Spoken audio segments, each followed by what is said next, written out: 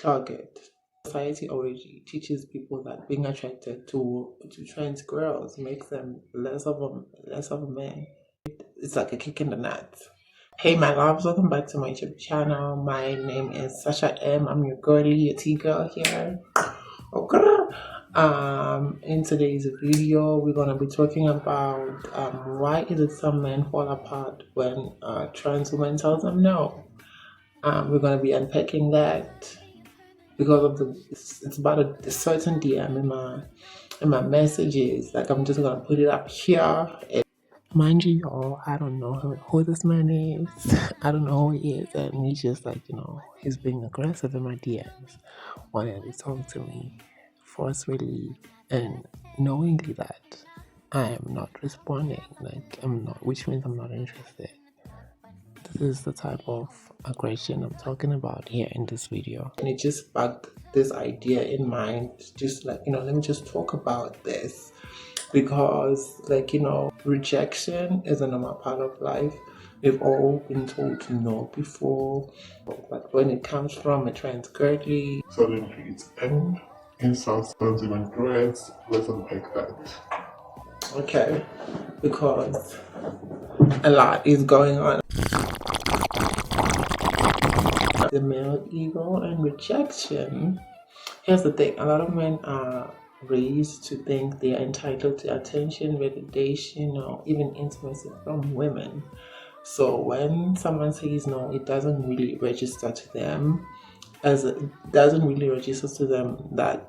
that person is setting a boundary. It registers as a personal attack on their masculinity. Rejection isn't just rejection.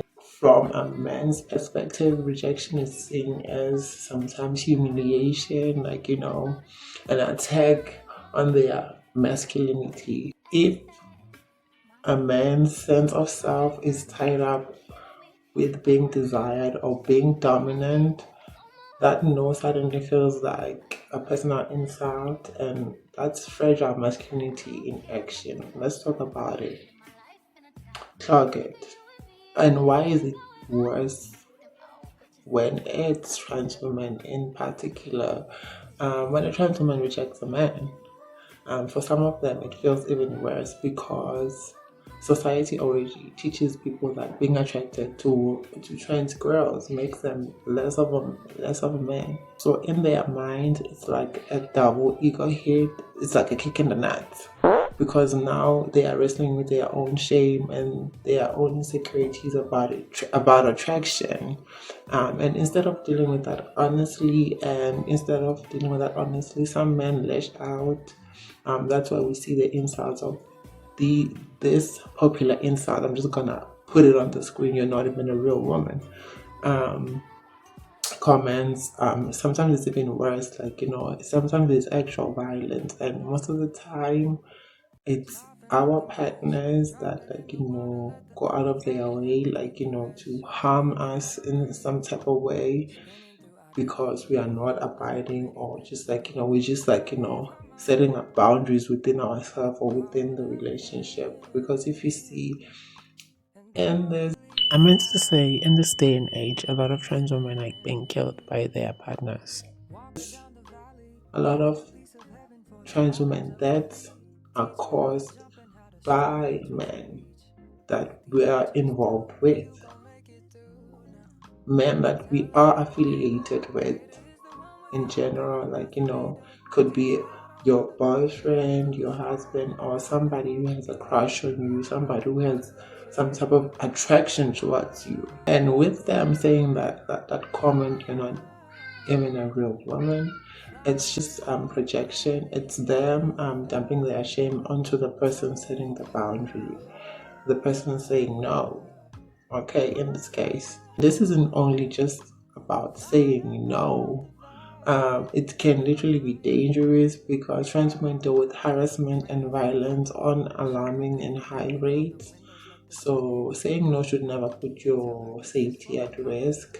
But because of fragile egos and deep-rooted transphobia, some men make it unsafe to be your true self and stand in your truth and assert your boundaries. and that's not okay. Like, you know, some other men, like, you must be a yes ma'am type of girl. Like, you know, to him, you can't have boundaries. Like, you can't say, no, I don't like that.